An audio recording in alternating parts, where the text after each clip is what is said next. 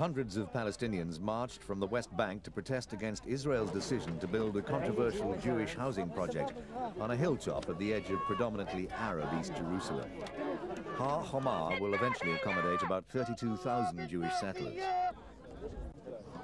In response, many Palestinian groups met to discuss a common position before talks on Jerusalem, refugees and settlements.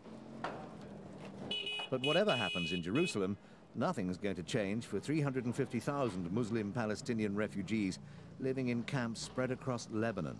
They're an unwanted people. While the landmark 1993 accord between Israel and the Palestine Liberation Organisation, PLO, granted limited self-rule to Palestinians living in the Gaza Strip and the Israeli-occupied West Bank, it made no allowance for the Palestinians who fled to Lebanon almost half a century ago from towns and villages which now lie inside Israel.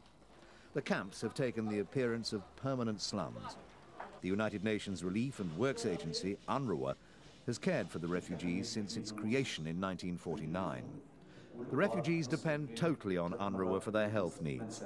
The organization runs well-equipped clinics and hospitals in the camps, and basic health care is available to all. However, lack of funds means that many of those with more serious health problems are not guaranteed treatment. I was very sick. Abu Khaled is very sick. He's bedridden and slowly dying following an unsuccessful kidney transplant. He says that he's had to pay for all his treatment himself without help from UNRWA. He does not admit this sick. Abu's son, Khaled, is blind and also suffers from kidney failure.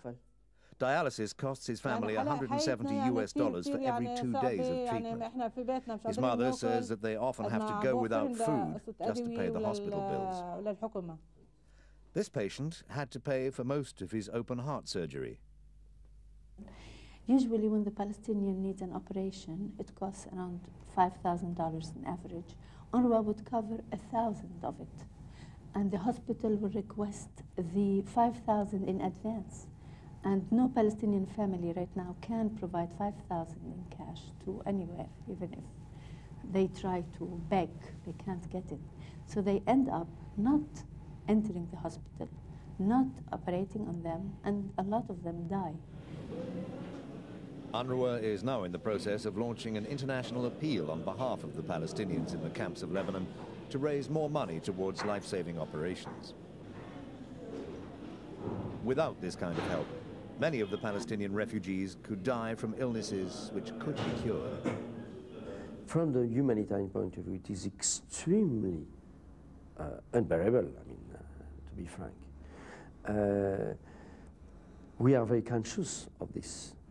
And myself, I have to make decisions every day which are extremely difficult to say yes or no for heading to the normal coverage for the most difficult cases. Without proper drinking water, electricity or adequate plumbing, conditions in most of the camps are miserable. The refugees are barred from all but the most menial jobs. Many have to send their children out to work just to make ends meet. Lebanon is a signatory to the 1990 Universal Declaration on Rights of the Child, so no child under the age of 14 should be working, but the authorities turn a blind eye. Some Palestinian families do manage to send their children to school. A law to make primary education free and compulsory in Lebanon could help, but it's still awaiting ratification in Parliament.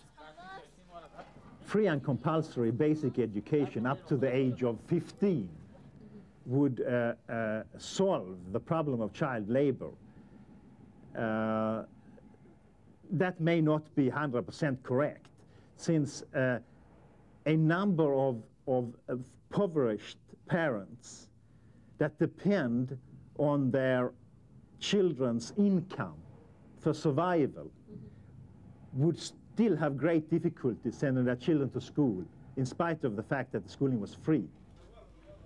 After nearly 5 decades of bitter wandering in Lebanon, the Palestinians here appear no closer to finding a home. They feel abandoned by the PLO and unwanted by the Lebanese. Israel declares that they must be resettled in Arab countries. For the moment, The Palestinians here remain history's unfinished business.